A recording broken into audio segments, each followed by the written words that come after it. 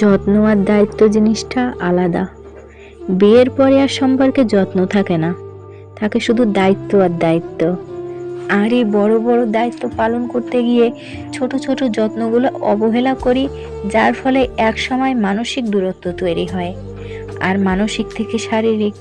আমাদের প্রত্যেককে উচিত স্বামী স্ত্রীর আলাদা যত্ন নেওয়া, একে অপরের জন্য দায়িত্বশীল হওয়ার পাশাপাশি যত্নশীল হওয়া। খেয়াল করে দেখবেন, প্রেমিক যুগলদের প্রায় দেখা যায় রেস্টুরেন্টে, পার্কে, কিন্তু স্বামী স্ত্রী খুব কম পাবেন। এটা অপ্রিয় হলেও সত্য। প্রেমিকার সাথে সারা রাত কথা বলাটা ভালোবাসার পরিচয় হলেও বইয়ের সাথে এক রাত গল্প করাটাই নেহাত বোকামি।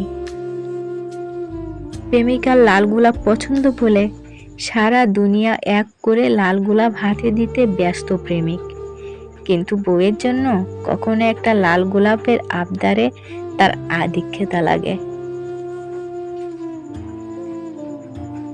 প্রেমিকার হাতে বিষাদের চুরিও অমৃত মনে হয়।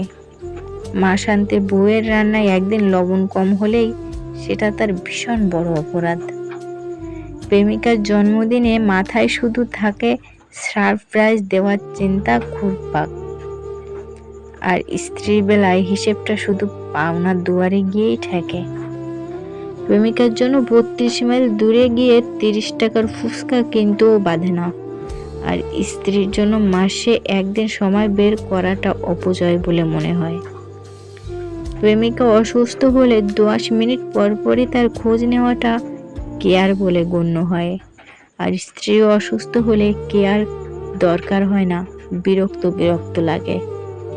এটা অনিশ্চিত সম্পর্ককে মানুষ যেভাবে গুরুত্ব দেয়, সেটা যদি বিবাহিত সম্পর্কে দেওয়া হতো, তাহলে চারিদিকে এখন ডিভোর্সের ছড়াছড়ি হতো না।